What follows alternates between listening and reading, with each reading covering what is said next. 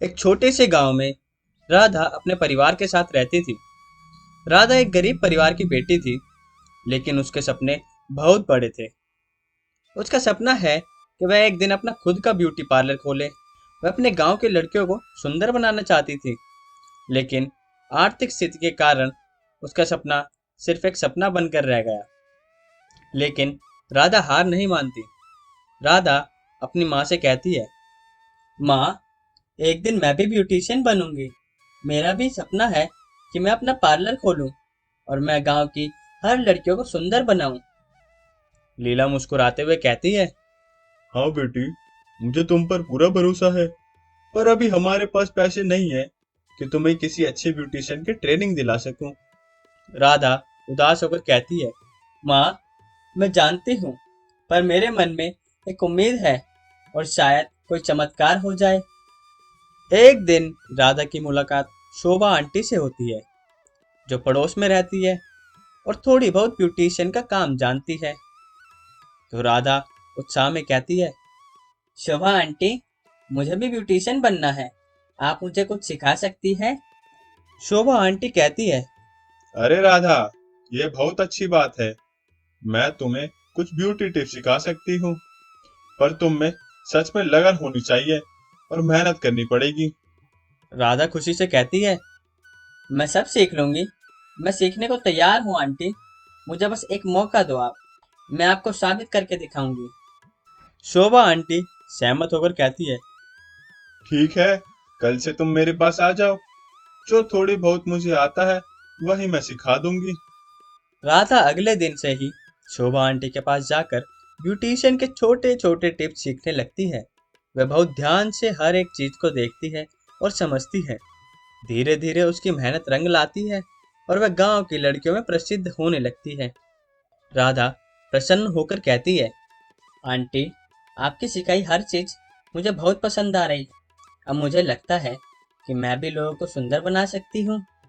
शोभा aunty कहती है, वाह राधा, तुमने बहुत जल्दी सीख लिया।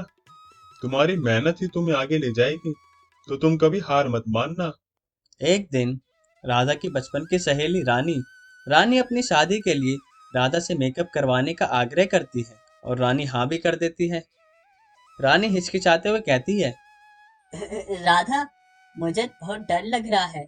मेरे पास पैसे नहीं है कि मैं किसी अच्छे पार्लर में जाऊं। क्या तुम मेरी मदद करोगी? राधा मुस्कुराते हुए कहती है, अरे रानी, तुम मेरी बचपन की सहेली हो।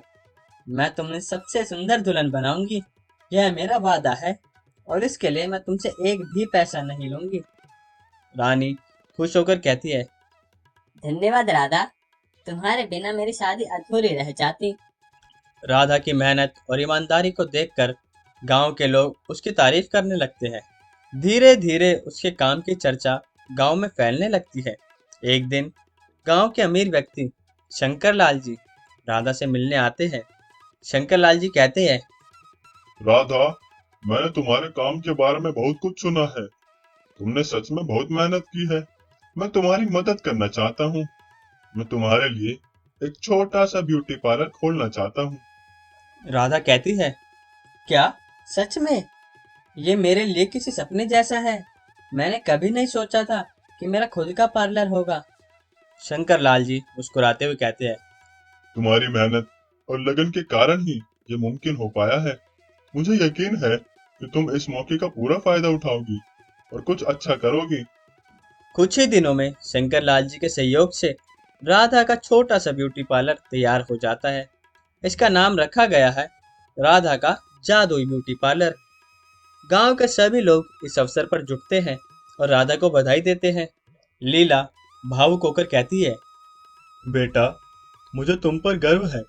तुमने अपने सपने को साकार कर दिखाया। राधा मुस्कुराते हुए कहती है, माँ, ये सब आपकी दुआओं और शोभा आंटी के मार्गदर्शन के कारण ही संभव हो पाया है। आज मैं खुश हूँ कि मेरा सपना पूरा हुआ। शोभा आंटी प्रसन्न होकर कहती है, राधा, अब तुम गांव की हर लड़की के लिए प्रेरणा बन चुकी हो। मुझे तुम पर गर्व है। रानी मुस्कुराते हुए कहती है, राधा, अब मैं हर खास मौके पर तुम्हारे पार्लर ही आऊंगी। राधा अपने पार्लर में गांव की लड़कियों को ब्यूटी टिप्स सिखाने का काम शुरू कर देती है। वह चाहती है कि अन्य गरीब लड़कियां भी उसके जैसे आत्मनिर्भर बन सके। तो राधा गांव की लड़कियों से कहती है, देखो, गरीबी कभी हमारी शक्ति को कम नहीं कर सकती। अगर हम मेहनत और लगन से कुछ करने की ठान ले तो कुछ भी असंभव नहीं है। सब काम धीरे धीरे हो ही जाते हैं। हमें कभी हार नहीं माननी चाहिए। लड़कियां उत्साह होकर कहती है, हाँ दीदी, हम भी आपकी तरह मेहनत करेंगे और अपने सपनों को साकार करेंगे। राधा मुस्कुराते हुए कहती है, यही मेरा सपना था। अब हमारा यह पार्लर सिर्फ सुंदरता का ही नहीं बल्कि सपनों को साकार करने का स्थान बनेगा। तो इस कहानी से हमें यह सीख मिलती है, सच्ची मेहनत, लगन और निष्ठा से सपनों को साकार किया जा सकता है।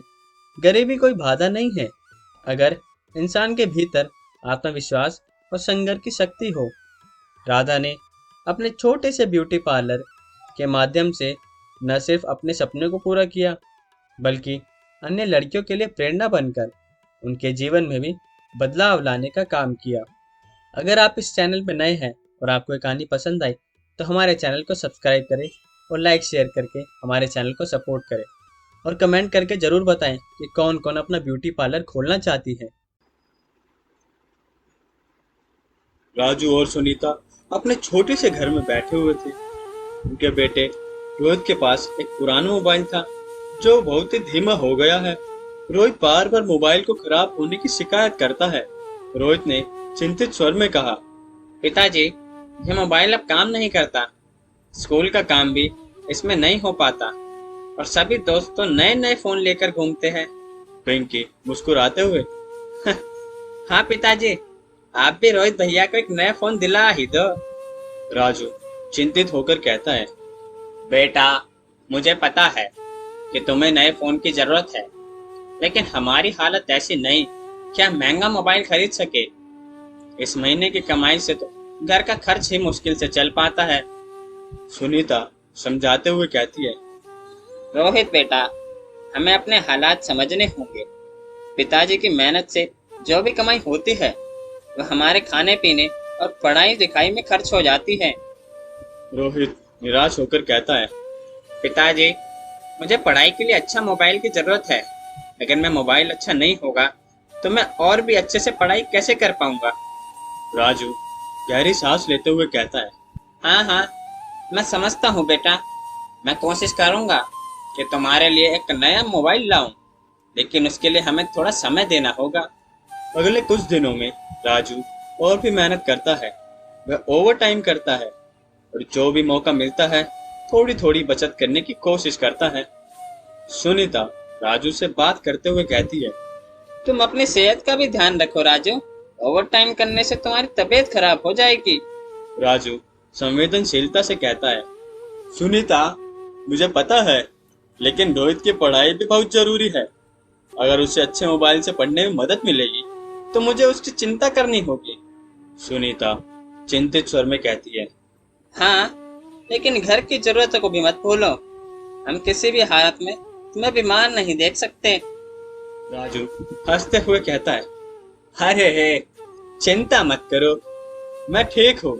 बस कुछ दिनों की तो बात है, फिर मैं एक अच्छा मोबाइल लेकर आऊंगा तो सब ठीक हो जाएगा। कुछ हफ्तों बाद राजू ने थोड़ा थोड़ा करके पैसे जमा किए। वह मोबाइल खरीदने के लिए शहर की एक दुकान पर जाता है। शर्मा जी मुस्कुराते हुए कहते हैं, अरे राजू भाई, कैसे आना हुआ? आज तो दुकान पर देख रहे हैं।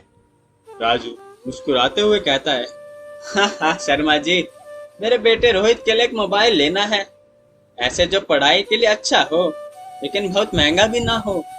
शर्मा जी मोबाइल दिखाते हुए कहते हैं, देखिए राजू भाई, यह अच्छा मॉडल है।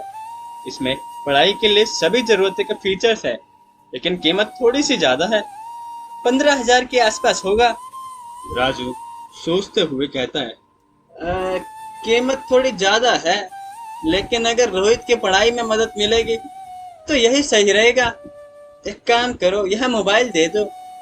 शर्मा जी समझाते हुए कहते हैं, हाँ राजू भाई, यह मोबाइल लंबा चलेगा, और इसमें पढ़ाई के साथ साथ दूसरी चीजें भी आराम से की जा सकती है। राजू थोड़ी चिंता के साथ, ठीक है, दे दीजिए शर्मा जी ये मोबाइल हमें। राजू मोबाइल खरीदता है और घर की ओर लौट जाता है। राजू घर लौटता है और रोहित को नया मोबाइल देता है। रोहित की खुशी का ठिकाना ही नहीं रहता। रोहित उत्साहित होकर कहता है, पिताजी यह मोबाइल तो बहुत अच्छा है। धन्यवाद पिताजी, अब मैं अपनी पढ़ाई और अच्छे से करूंगा और आपका नाम रोशन करूंगा। पिंकी मुस्कुराते हुए कहती है, हाँ भैया, अब तो तुम सबसे आगे निकल जाओगे। सुनीता राजू की ओर देखकर कहती है, तुमने बहुत बड़ा काम किया राजू। बच्चों की खुशी और पढ़ाई के लिए जो तुमने किया वो काबिल तारीफ है।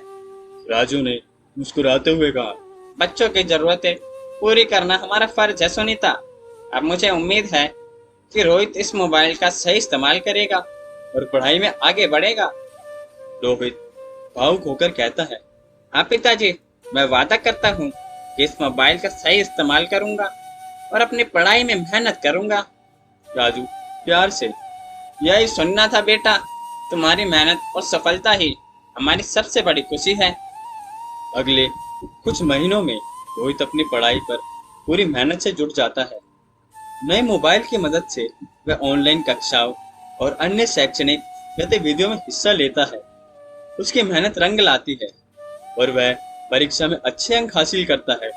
सुनीता खुश होकर कहती है, देखो राजू, हमारी मेहनत सफल हो गई। रोहित ने अपनी पढ़ाई में शानदार प्रदर्शन किया है। राजू गर्व से कहता है, हाँ मीरा, यह उसकी मेहनत और हमारे समर्थन का नतीजा है। जब हम बच्चों के लिए कुछ करते हैं तो उनकी सफलता ही हमारी सबसे बड़ी इनाम होती है। रोहित मुस्कुराते हुए, पिताजी यह सब आपके और माँ के आशीर्वाद से ही संभव हुआ है। मैं आगे भी इसी तरह मेहनत करूंगा। राजू प्यार से कहता है, मुझे तुम पर गर्व है बेटा। हमेशा अपने लक्ष्यों की ओर बढ़ते रहो और मेहनत करते रहो। सभी मिलकर इस खुशी के पल का आनंद लेते हैं और राजू को इस बात का संतोष होता है कि उसने अपने बेटे के लिए जो किया वह सही था। इस कहानी से हमें यह सीख मिलती है, गरीब होना जीवन की कठिनाइयों को बढ़ा सकता है, लेकिन जब माता पिता अपने बच्चों के भविष्य के लिए कड़ी मेहनत करते हैं तो उनकी मेहनत कभी व्यर्थ नहीं जाती। बच्चों की सफलता और खुशी माता पिता के त्याग और समर्पण का सबसे बड़ा इनाम होता है। मेहनत, धैर्य और संकल्प से हर मुश्किल का हल निकाल सकता है। अगर आप इस चैनल पर नए हैं और आपको यह स्टोरी अच्छी लगी तो हमारे चैनल को सब्सक्राइब करें और लाइक शेयर करके हमारे चैनल को सपोर्ट करें।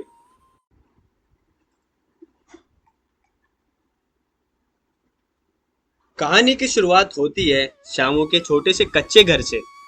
श्यामू एक गरीब मजदूर है जो रोजाना मेहनत मजदूरी करता है ताकि अपने परिवार का पेट भर सके। उनका घर मिट्टी और घास फूस से बना है जो बरसात के मौसम में टपकने लगता है। श्यामू का सपना है कि वह एक दिन अपने परिवार के लिए एक मजबूत घर बनाए। श्यामू घर की छत को देखते हुए कहता है, देख रही हो, इस छत से फिर से पानी टपक रहा है। अब की बार फिर से बरसात में यह घर नहीं टिकेगा। मुझे कुछ करना ही पड़ेगा। लीला चिंतित होकर कहती है, पर हमारे पास इतने पैसे कहाँ हैं कि हम नया घर बनवा सके। रोज की मजदूरी से बस खाने का ही इंतजाम हो पाता है, बाकी काम तो हम कर ही नहीं पाते। श्यामू कहता है, जानता हूँ लीला, पर एक दिन मैं जरूर ऐसा घर बनाऊंगा जो सोने जैसा चमकदार हो और मजबूत भी, जिसमें तुम और हमारी छोटी आराम से रह सकेगी। ये सपना कभी न कभी पूरा जरूर करूंगा मैं, तुम देख लेना। श्यामू अपने दोस्त मोहन से मिलता है। वो भी एक गरीब मजदूर होता है। दोनों अपने अपने घर की समस्याओं पर बात कर रहे होते हैं। तभी मोहन मजाक से कहता है, अरे सामू, तुम्हारे सपने तो बहुत बड़े हैं। सोने का घर, वाह। हमारे जैसे गरीबों के लिए मिट्टी का घर भी काफी है। श्यामू हंसते हुए कहता है, हा हा हा, मैं जानता हूँ भाई, पर क्या बुराई है बड़े सपने देखने में। अगर हम सपने नहीं देखेंगे तो मेहनत करने का क्या फायदा। मोहन गंभीर होकर कहता है, बात तो सही है सामू तेरी, और ये सपने पूरे करने के लिए भी पैसे चाहिए होते हैं, पता है ना तुझे, जो हमारे पास नहीं है। श्यामू कहता है। पैसे भले ही ना हो, पर हिम्मत तो है। मेहनत से सब कुछ मुमकिन है मोहन, देखना एक दिन मेरा सपना जरूर पूरा होगा। गांव के अमीर आदमी सेठ धर्मदास का श्यामू के गांव में आना होता है। सेठ जी अपने एक प्रोजेक्ट के लिए मजदूरों की तलाश कर रहे होते हैं और उन्होंने सुना है कि श्यामू बहुत मेहनती है। सेठ धर्मदास श्यामू से कहता है। मैंने सुना है तुम बहुत मेहनती हो सामू। मैं अपने खेतों में बड़ा गोदाम बनवा रहा हूँ और मुझे कुछ भरोसेमंद मजदूरों की जरूरत है, तुम काम करोगे के? श्यामू नम्रता से कहता है। जी सेठ जी, मैं काम करने के लिए तैयार हूँ, बस मेहनत का सही मेहनताना मिल जाए तो मैं और मेरा परिवार आपकी सेवा करेंगे। सेठ धर्मदास गंभीर होकर कहता है। अरे मेहनताना अच्छा मिलेगा, चिंता ना कर तू, लेकिन काम भी कठिन होगा, थोड़ा देख लिए। गोदाम बहुत बड़ा है और इसे बनाने में कई महीने लग सके। अगर तुम लगातार मेहनत करोगे तो तुम्हारे सपनों का घर भी बन सके। श्यामू अपने सपने को पूरा करने के लिए दिन रात मेहनत करता है। वह सेठ धर्मदास के गोदाम निर्माण में जी जान से लगा रहता है। उसकी मेहनत देखकर सेठ जी बहुत प्रभावित होते हैं। लीला श्यामू से कहती है। तुम इतनी मेहनत कर रहे हो, मुझे डर है कि कहीं तुम बीमार न पड़ जाओ, थोड़ा आराम भी कर लिया करो। श्यामू मुस्कुराते हुए कहता है। लीला, ये मेहनत सिर्फ मेरे अपने के लिए नहीं है, बल्कि तुम्हारे और हमारी छोटी के लिए कर रहा हूँ। जब हमारा घर बनेगा तब आराम कर लूंगा। छोटी मासूमियत से कहती है। पिताजी, क्या सच में हमारा सोने का घर बनेगा? श्यामू प्यार से कहता है। हाँ बेटा, तुम्हारे लिए सबसे अच्छा घर बनवाऊंगा मैं, भले ही वो सोने का ना हो, पर उसमें तुम्हारी हर खुशी शामिल होगी। कई महीनों की कड़ी मेहनत के बाद श्यामू का काम पूरा हो जाता है। सेठ धर्मदास उसकी लगन और ईमानदारी से बहुत प्रभावित होते हैं और उसे अच्छा मेहनताना देते हैं। सेठ धर्मदास श्यामू से कहते हैं। अरे श्यामू, तुमने तो बड़ी ईमानदारी और मेहनत से काम किया, तुम्हारी मेहनत से गोदाम समय पर बन गया। मैं तुम्हें और कुछ पैसे देना चाहूँ ताकि तुम अपने सपना को घर बना सको। श्यामू, तुमने बड़ी ईमानदारी दिखाई और मेहनत से काम किया। श्यामू आश्चर्य से कहता है। धन्यवाद सेठ जी, आपने मेरी मेहनत को पहचाना, इसके लिए मैं आपका बहुत शुक्रगुजार हूँ। अब मेरे घर का सपना सच हो सकता है। श्यामू सेठ धर्मदास से पैसे मिलने के बाद अपने परिवार के लिए एक छोटा लेकिन मजबूत पक्का घर बनवाता है। जब घर बनकर तैयार होता है तो वह अपनी पत्नी लीला और बेटी छोटी को लेकर घर दिखाने जाता है। श्यामू घर से कहता है। देखो लीला, ये है हमारा नया घर, अब न बारिश का डर न सर्दी का, और छोटी, ये घर तुम्हारे लिए है। लीला खुशी से कहती है। यह घर हमारे लिए किसी सोने के घर से कम नहीं है, तुम्हारी मेहनत और ईमानदारी से हमारा सपना पूरा हुआ है। छोटी उत्साहित होकर कहती है। पिताजी, यह घर कितना सुंदर है, मैं इसमें बहुत खुश रहूंगी। श्यामू भावुक होकर कहता है। बेटा, यह घर भले ही सोने का ना हो, पर इसमें तुम्हारे पिताजी की मेहनत और माँ का प्यार शामिल है, यही तो असली सोना है। श्यामू का परिवार अपने नए घर में पहली रात बिताता है। घर छोटा है लेकिन उसमें शांति और सुरक्षा का एहसास होता है। लीला मुस्कुराते हुए कहती है। यह घर हमें सिर्फ एक छत ही नहीं बल्कि एक नई जिंदगी भी दे रहा है। अब हम चैन से सो सकते हैं बिना किसी चिंता के। श्यामू घर से कहता है। हाँ लीला, अब हमारे पास अपना घर है। मैंने तुम्हें वादा किया था कि एक दिन तुम्हारे लिए ऐसा घर बनाऊंगा जिसमें तुम सुकून से रह सको, और आज वो दिन आ ही गया। तो इस कहानी से हमें यह सीखने को मिलती है कि असली संपत्ति पैसों या सोने में नहीं बल्कि मेहनत, ईमानदारी और परिवार की खुशियों में होती है।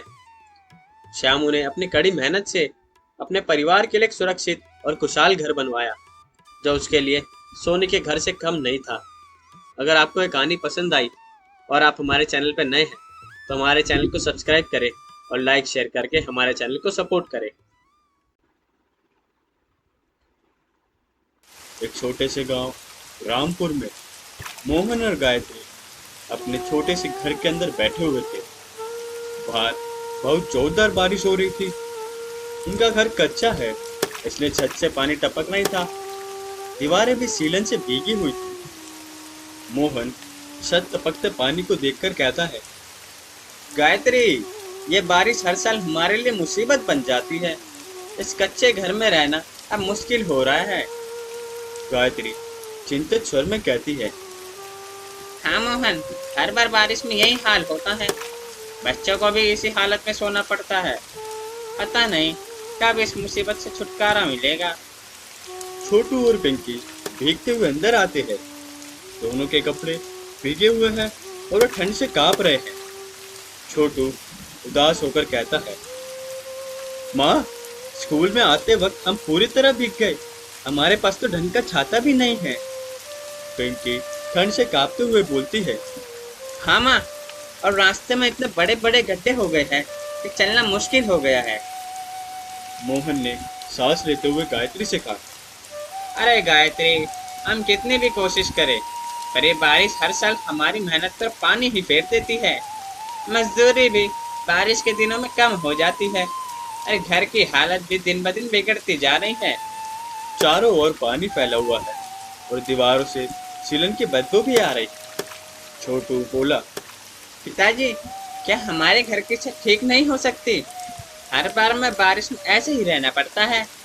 मोहन ने निराश होकर कहा, हाँ बेटा, क्या करे, हमारे पास इतने पैसे ही नहीं हैं कि घर की मरम्मत करवा सके। लेकिन जितनी कमाई होती है उससे 2 वक्त का खाना ही मुश्किल से जुट पाता है। पिंकी मायूस होकर कहती है, लेकिन पिताजी, हम भी तो दूसरों की तरह आराम से रह सकते हैं ना। गायत्री ने बच्चों को समझाते हुए कहा, बेटा, भगवान ने जो दिया है उसी में हमें खुश रहना चाहिए। देखो, हमारे पास रहने के लिए एक छत तो है। बहुत से लोग तो बारिश में भी खुले आसमान के नीचे रहते हैं। मोहन ने गंभीरता से कहा, हाँ बेटा, हमें अपने हालात को स्वीकार करना होगा, लेकिन इसका मतलब यह नहीं कि हम कोशिश छोड़ दें। हम मेहनत करेंगे और एक दिन हमारा भी घर अच्छा होगा। थोड़ी देर बाद पड़ोसी के राम काका भीगते हुए मोहन के घर आते हैं और उनके चेहरे पर चिंता के भाव है। राम काका ने भीतर आते हुए कहा, अरे ओ मोहन, तुम लोग ठीक हो? मैंने सुना है कि तुम्हारे घर में भी पानी भर गया है। मोहन काका का स्वागत करते हुए कहता है, हाँ हाँ काका, आइए आइए। हालात तो हर साल जैसे ही है। अब इस बार तो छत से भी पानी टपक रहा है।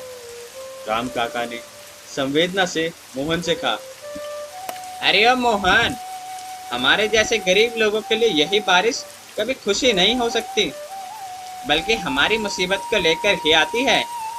लेकिन हमें मिलकर इसका सामना करना पड़ेगा।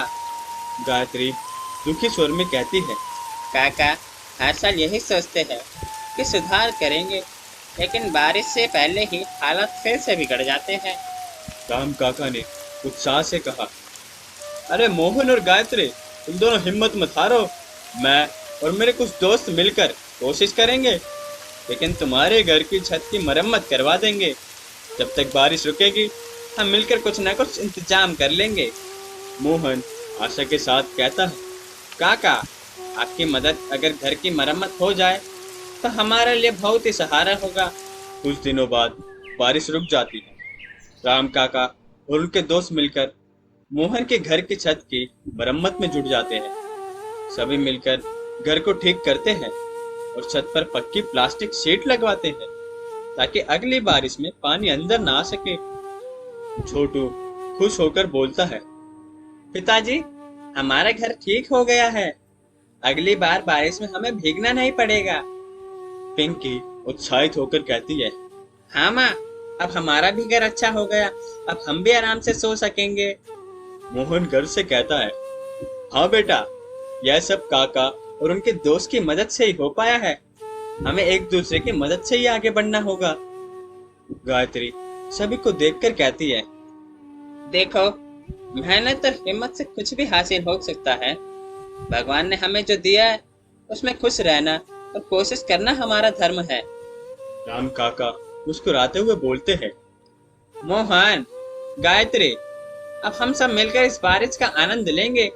मुश्किलें आई लेकिन हम हार नहीं मानी, यही हमारी असली ताकत है। सभी लोग मिलकर बारिश का आनंद लेते हैं और घर की मरम्मत के बाद मोहन के परिवार के चेहरों पर खुशी लौट आती है। इस कहानी से हमें यह सीख मिलती है कि गरीब होने का मतलब यह नहीं कि हम मुश्किलों से हार मान जाए। जीवन में समस्याएं तो आती रहेंगी, मुश्किलें तो आती रहेंगी, लेकिन हमें अपने हालात से जूझते हुए आगे बढ़ना होगा।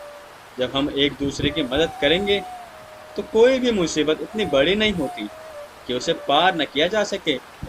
सच्ची खुशी और संतोष मेहनत और एकता में ही है।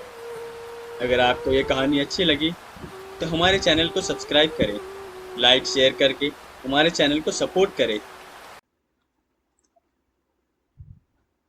श्याम एक गरीब किसान था जो गांव में अपनी पत्नी गौरी और बेटे रोहित के साथ रहता था। श्याम के पास बहुत ही साधारण साधन थे और हर जगह वह पैदल ही जाता था। उसके सालों से एक ख्वाहिश थी कि उसके पास भी बाइक हो, जिससे वह खेतों और बाजारों से आसानी से सामान ला सके। श्याम थका हुआ होता है और गौरी से कहता है, गौरी, आज फिर से बाजार से पैदल वापस आया हूँ। अगर हमारे पास भी कोई सवारी होती तो कितना अच्छा होता। काम भी जल्दी होता और थकावट भी नहीं होती। गौरी चिंतित स्वर में कहती है, हाँ श्याम, मैं समझती हूँ, पर बाइक के लिए पैसे कहाँ से आएंगे? हमें तो महीने के आखिर में भी मुश्किल से गुजारा हो पाता है। रोहित उत्साहित होकर कहता है, पिताजी, मुझे यकीन है कि एक दिन हमारे पास भी बाइक होगी, फिर आप मुझे स्कूल छोड़ने बाइक से जाया करेंगे। श्याम प्यार से कहता है, हाँ बेटा, मैं भी यही सोचता हूँ, लेकिन हमें थोड़ा और इंतजार करना होगा। मेहनत से सब कुछ हो सकता है। श्याम अपने खेत पर काम कर रहा होता है। तभी दोस्त रमेश वहां आता है, जो खुद भी एक गरीब किसान होता है। दोनों में अच्छी दोस्ती होती है और वह एक दूसरे की मदद करने की कोशिश करते रहते हैं। रमेश मजाक करते हुए कहता है, अरे श्याम, फिर से पैदल ही आया? तुझे देखकर लगता है कि मैं भी ऐसा ही करूँगा। श्याम हंसते हुए कहता है, और क्या करूँ भाई, बाइक लेने के लिए पैसे कहाँ है? रमेश सोचते हुए कहता है, सुना है गांव के सेठ जी के पास कुछ पुरानी बाइकें हैं। अगर उनसे बात करें तो शायद कोई पुरानी बाइक सस्ते में मिल सकती है। तो उनसे बात क्यों नहीं करता है? श्याम हैरान होकर कहता है, क्या सच में? अगर ऐसा हो जाए तो बहुत मदद होगी। मैं उनसे बात करने की कोशिश करता हूँ। श्याम अगले दिन सेठ जी के घर जाता है। सेठ जी गांव के सबसे अमीर व्यक्ति होते हैं। उनके पास कई सारी बाइकें होती है और गाड़ियां होती है। श्याम संकोच से कहता है, नमस्ते सेठ जी, मैंने सुना है कि आपके पास कुछ पुरानी बाइकें हैं। मैं आपसे एक सस्ती बाइक खरीदना चाहता हूँ ताकि अपने काम के लिए उपयोग कर सकूं। सेठ जी गंभीर स्वर में कहते हैं, हाँ श्याम, मेरे पास एक पुरानी बाइक है जो मैंने कई साल पहले खरीदी थी। अब मैं उसका इस्तेमाल नहीं करता। अगर तुम्हें चाहिए तो मैं तुम्हें उसे सस्ते दाम में दे सकता हूँ। श्याम उम्मीद भरी आंखों से कहता है, सेठ जी, मेरे पास ज्यादा पैसे नहीं है। अगर आप थोड़ा और कम करते तो मेरे लिए बहुत मदद होगी। सेठ जी सोचते हुए कहते हैं, ठीक है श्याम, मैं तुम्हारी हालत समझता हूँ। मैं तुम्हें ये बाइक आधे दाम में दे दूंगा। बाकी पैसे तुम धीरे धीरे चुका देना। श्याम खुशी से, बहुत बहुत धन्यवाद सेठ जी, बहुत बहुत धन्यवाद। आपने मेरे लिए बड़ी मदद की है। मैं कोशिश करूंगा कि जल्द ही जल्द आपके पैसे चुका दूं। श्याम बाइक लेकर घर पहुंचता है। बाइक पुरानी है लेकिन अभी भी काम करने लायक है। गौरी और रोहित श्याम को देखकर बहुत खुश होते हैं। रोहित उत्साहित होकर कहता है, पिताजी, ये तो बाइक है। अब आप मुझे रोज स्कूल छोड़ने चलेंगे ना? श्याम मुस्कुराते हुए कहता है, हाँ बेटा, अब हमारे पास भी अपनी बाइक है। इससे हम आसानी से काम कर सकते हैं और हमें पैदल भी नहीं चलना पड़ेगा। गौरी भी मुस्कुराते हुए कहती है, श्याम, अब तो तुम्हें बाजार और खेत दोनों जगह आसानी से जाने में मदद होगी। हमें भी थोड़ी राहत मिलेगी। श्याम खुश होकर कहता है, हाँ गौरी, अब सब कुछ आसान हो जाएगा। मैं सेठ जी का बहुत आभारी हूँ कि उन्होंने ये बाइक हमें सस्ते में दी। श्याम अपनी नई बाइक पर गांव के रास्ते पर जा रहा होता है। गांव के लोग उसे देखकर आश्चर्यचकित हो जाते हैं और कुछ तो ईर्ष्या से भरे महसूस करते हैं। उसका पड़ोसी राजू उसे देखकर बाइक के पास आता है। राजू हैरानी से कहता है, अरे श्याम, ये तूने नई बाइक कहाँ से खरीदी है? तुझे तो मुश्किल से गुजारा करते देखा था। श्याम मुस्कुराते हुए कहता है, नहीं नहीं है राजू भाई, पुरानी बाइक है। सेठ जी ने मुझे सस्ते में दी है। अब मैं अपने खेत और घर का काम आसानी से कर सकूंगा। राजू मजाक करते हुए कहता है, तो अब तू पैदल नहीं चलेगा मतलब? अच्छा है भाई, तू भी अब बाइक वाला हो गया है। श्याम हंसते हुए कहता है। हाँ, अब पैदल चलने की जरूरत नहीं होगी ना राजू भाई। कुछ दिन बीत जाते हैं और श्याम को अपनी नई बाइक से बहुत फायदा हो रहा होता है। वह अब समय पर खेत और बाजार पहुंच जाता है। एक दिन वह अपनी पत्नी और बेटे के साथ बैठकर बाजार लेकर जा रहा होता है। गौरी बाइक पर बैठते हुए बोलती है, श्याम, ये तो बहुत अच्छा है। अब हमें बाजार तक पैदल नहीं जाना पड़ेगा। सब कुछ कितना आसान हो गया है। श्याम खुश होकर कहता है, हाँ गौरी, अब मैं तुम्हें और रोहित को भी आराम से घुमा सकता हूँ।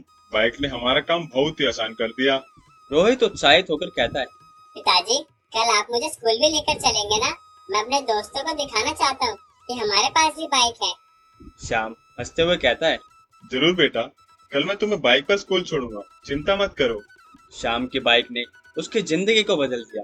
अब वह पहले से ज्यादा आत्मनिर्भर और खुश है।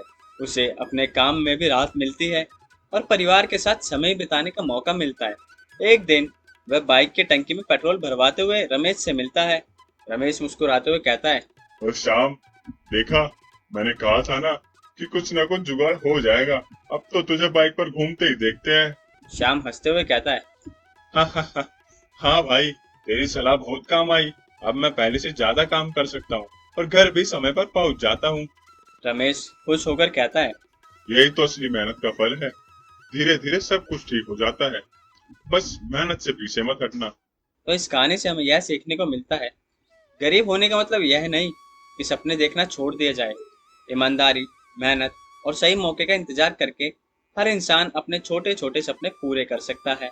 शाम की नई बाइक न केवल उसके जीवन में एक साधन बनी, बल्कि उसके संघर्षों में भी मददगार साबित हुई। गरीबी के बावजूद अगर इंसान कोशिश करता है तो वह एक दिन सफल जरूर होता है।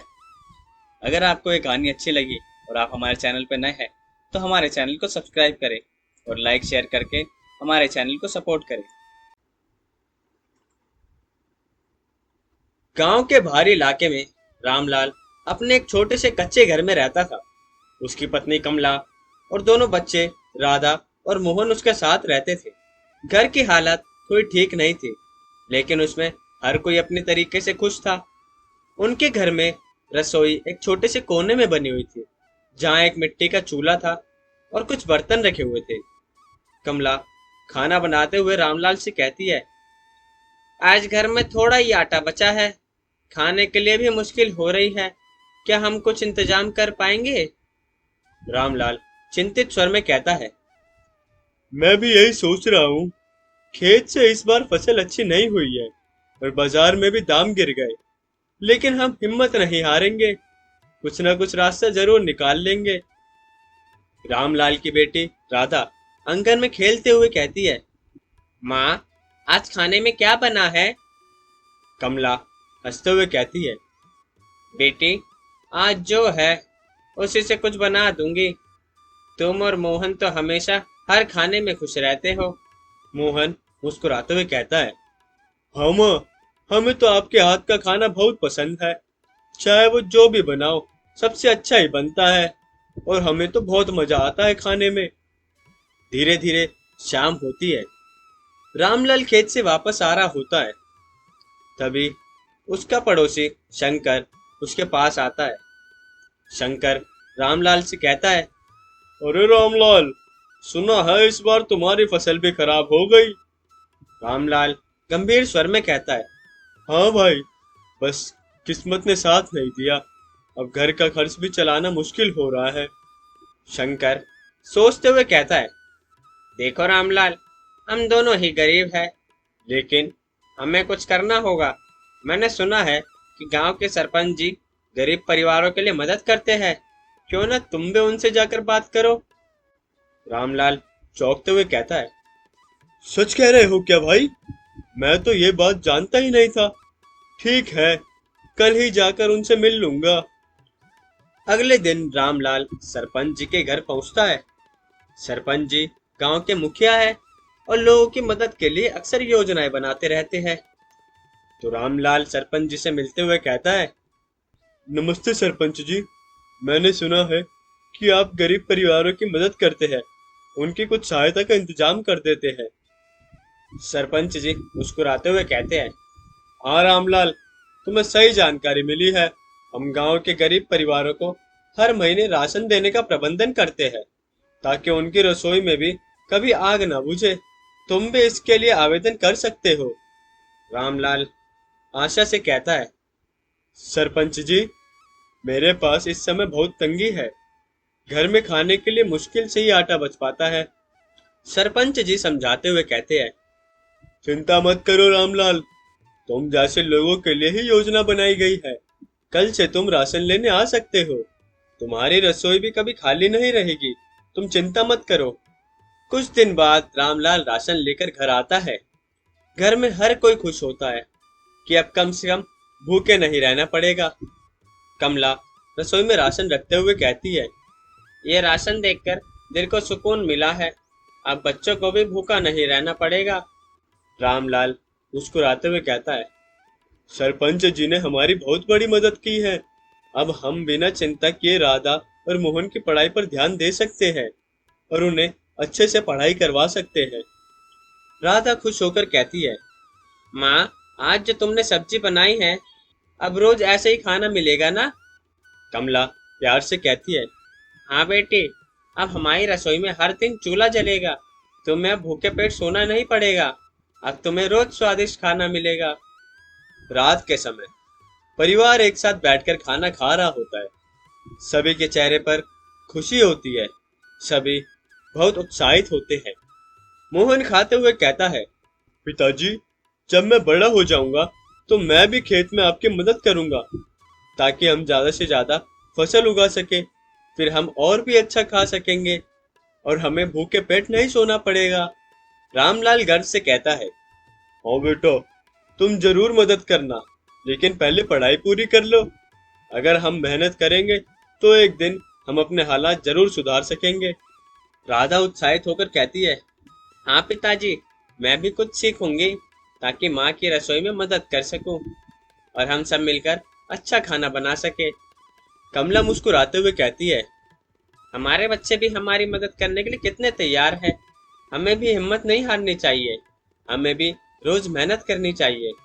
रामलाल खुश होकर कहता है, सही कहा कमला तुमने। गरीब होना कोई शर्म की बात नहीं है। अगर हम मेहनत और सच्चाई से अपना काम करेंगे तो हमारी रसोई भी कभी खाली नहीं रहेगी। अगली सुबह रामलाल के घर से पकते हुए खाने की खुशबू पूरे मोहल्ले में फैल जाती है। आसपास से लोग जा रहे होते हैं, वो उसकी खुशबू से प्रभावित होते हैं। शंकर रामलाल के घर के पास से जा रहा होता है। तभी शंकर कहता है, रामलाल, तुम्हारे घर से तो आज बड़ी अच्छी खुशबू आ रही है। लगता है अब तुम्हारी रसोई फिर से गुलजार हो गई है। रामलाल मुस्कुराते हुए कहता है, हाँ भाई, अब सब ठीक हो रहा है।